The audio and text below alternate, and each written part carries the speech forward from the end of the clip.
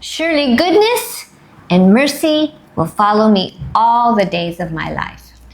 សេចក្តីល្អរបស់ព្រះអង្គព្រះគុណរបស់ព្រះអង្គនឹងតាមយើងអស់មួយជីវិត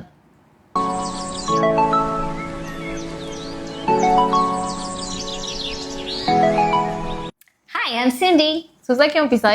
Today we're going to look at Psalm 65 verse 9. ថ្ងៃនេះយើងនឹងអានទម្រង់ដំកើងជំពូកទី65ខទី9 And it's talking about what the favor of God does. នឹងនិយាយអំពីព្រះហឫទ័យប្រណីសន្តោសរបស់ព្រះជាម្ចាស់ You visit the earth and water it abundantly, enriching it greatly. God's stream is filled with water, for you prepare the earth in this way, providing the people with grain. ព្រះអង្គថែទាំផែនដីដោយប្រទានឲ្យផែនដីមានទឹកដ៏បរិបូរណ៍ព្រះអង្គប្រទានឲ្យផែនដីមានភោគផលដ៏សម្បូរហូរហៀរជ្រលងដងអូររបស់ព្រះអង្គមានពោពេញទៅដោយទឹកព្រះអង្គប្រទានស្រូវឲ្យមនុស្សលោកដោយរៀបចំដូចតទៅនេះ This is a picture of what the favor of God does. នេះគឺជារូបភាពនៃព្រះហឫទ័យប្រណីសន្តោសរបស់ព្រះជា When ម្ he ចាស់ visits the earth, everything becomes enriched, life-giving, upgraded. នៅពេលដែលព្រះអង្គប្រទានព្រះហឫទ័យប្រណីសន្តោសមួយនេះមកកាន់ផែនដីគឺមានការរៀបចំយ៉ាងល្អហើយមានព្រះពរពីព្រះជាម្ចាស់ Whatever he touches is improved and fruitful. អ្វីដែលព្រះជាម្ចាស់ទ្រង់ដាក់ព្រះហស្ថលើគឺសុទ្ធតែបង្កើតផលហើយរីកចម្រើន So in the same way, we, as the earthen vessels of the Lord, ដូចគ្នាសម្រាប់យើងផ្ទាល់ដែលជាស្នាព្រះហស្ថរបស់ព្រះជាម្ចាស់ can walk in a place where his favor is evident in our lives. យើងអាចដើរនៅក្នុងកន្លែងដែលព្រះជាម្ចាស់បានដាក់ព្រះហឫទ័យប្រណីសន្តោសរបស់ព្រះអង្គនៅលើដូចគ្នាដែរ When he visits us, when he touches us, our lives are changed and enriched. នៅពេលដែលព្រះអង្គមកលេងយើងមកជួបយើងនៅពេលដែលព្រះអង្គបានដាក់ព្រះហស្ថរបស់ព្រះអង្គនៅលើជីវិតរបស់យើងមានព្រះពរមានការដឹកនាំមានការការពាររបស់ព្រះអង្គនៅលើជីវិតយើងដូចគ្នា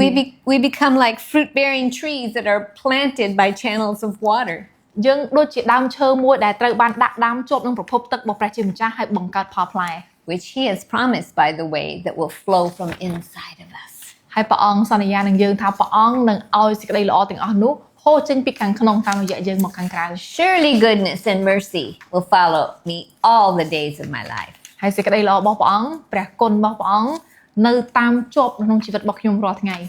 When I allow his river, giving it permission to cleanse every inner thought and attitude, នៅពេលដែលខ្ញុំអនុញ្ញាតឲ្យទន្លេរបស់ព្រះជាម្ចាស់មកលាងសម្អាតទាំងអាកប្បកិរិយាទាំងចិត្តគំនិតអ្វីដែលនៅខាងក្នុងដែលកក្រិចដែលកខ្វក់ចេញអស់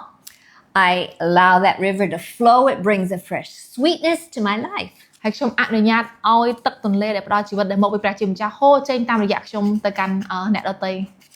This Holy Spirit river will water the word in my life. ហើយទន្លេនៃព្រះវិញ្ញាណដ៏វិសុទ្ធមួយនេះនឹងមកផ្ដល់ជាប្រភពទឹកសម្រាប់ខ្ញុំ and allow me to produce good fruit. ហើយនឹងអនុញ្ញាតឲ្យខ្ញុំបង្កើតផលផ្លែដ៏ល្អ I will definitely agree with the psalmist. ខ្ញុំពិតជាស្រឡាញ់អំពីអត្ថបទគម្ពីរនេះមែនតើ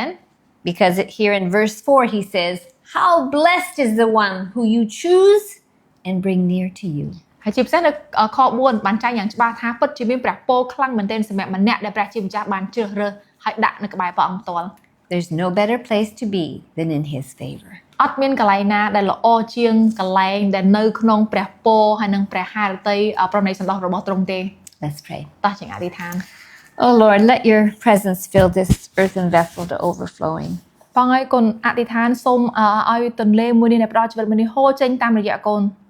It's you who enrich my life. ជាព្រះអង្គដែលបានប្រទានពរមកកាន់ជីវិតរបស់កូន Let your river flow over me and through me.